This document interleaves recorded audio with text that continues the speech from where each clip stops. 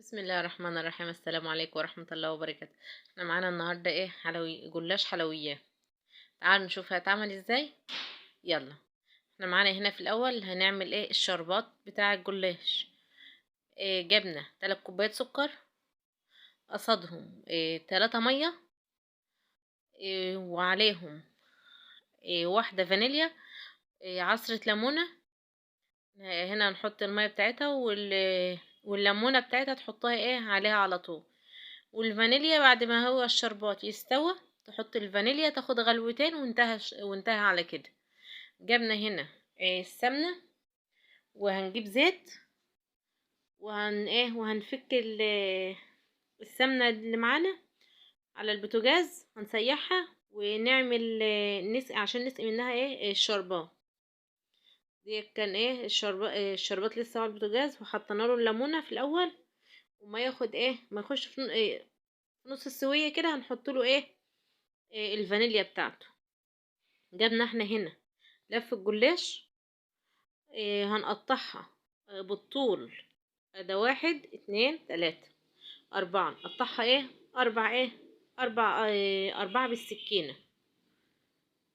قيسيها حتى كده اهو بايديكي وهي هتيجي معاكي مظبوطة. هنقطعها 4 وحدات بالسكينة. بعد ما نقطعها 4 كده بالطول، دوريها او زي ما هي ومقطعاها 3 بالعرض بقى.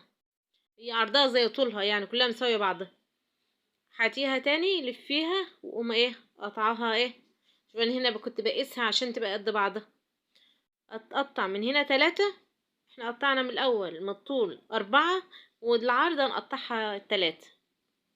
هنجيب بقى معانا سوداني، وهنفرمه فرمة بسيطة كده في الكبة او دقيه او حسب اللي انت تعمليه. ماشي. هنجيبه بقى السوداني وهنحطه، هنتني اللي هي التانية ديت، المربعات اللي احنا عملناها ديت هنقوم تانيينها، هتطلع معانا نظام مثلث. او احنا كنا بنقطعها لسه اهوت معانا. هو هنشوفها دي كده اخر حاجة. ده كده 1 2 3. دي كده 3 وحدات من العرض. هنجيب احنا بقى السوداني وهنحطه في الوسطانية بتاعته. هنطبقها بس، هي مجرد ما هتطبقيها نصين هتلاقي اتعملت معاكم مثلث شوف بالشكل ده كده. بس اكبسيها بس كده بايديكي وهي هتبقى فوق بعضها حلو. ركنة ما شاء الله، ساعة ما تحطها في الفرن هتلاقيها بتشرب الزيادة بتاعتها بتلاقيها نفشت كده، وتلاقيها حلو مقرمشة وحلو. وبألف هنا ليا. وجربيها، هي سريعة وما فيش فيها يعني غلبة كتير ولا حاجة، يعني سريع كده. كان هنا ديت اللفة اللي كانت معايا خلصتها اهيت. وهندهن بقى الصينية بتاعتها من السمنة اللي انا عاملاها.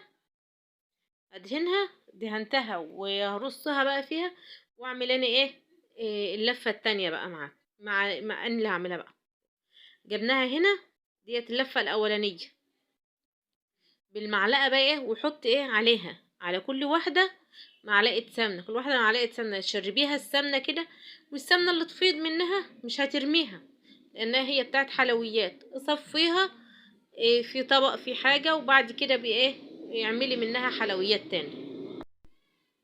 السمنة بتاعتها بتبقى حلوة مترماش. تعملي منها كنافة، تعملي جلاش مرة تانية، تعملي اي حاجة مسكرة يعني بتحطي منها ما بتترماش. يعني تقولي السمنة بتاعتها كتير ولا حاجة، بس سمنتها مش كتير، يعني هي كده سمنتها حلو. ده لو انت مستكترة يعني الزيادة بتاعتها. وهي كنا عملنا بقى اللفة التانية دي كده. الصينية خدت اللفتين وفضل منها كام واحدة لسه. ابقى احطهم اني تاني بعد ما اخلص دول. هنا الشربات اهو كان معانا استوى، وحطيت له الفانيليا بقى في الاخر. ودي اخر ما طلع بقى من الفرن. ما تنسوناش باللايك والشير وتشتركوا في القناة. مع السلامة.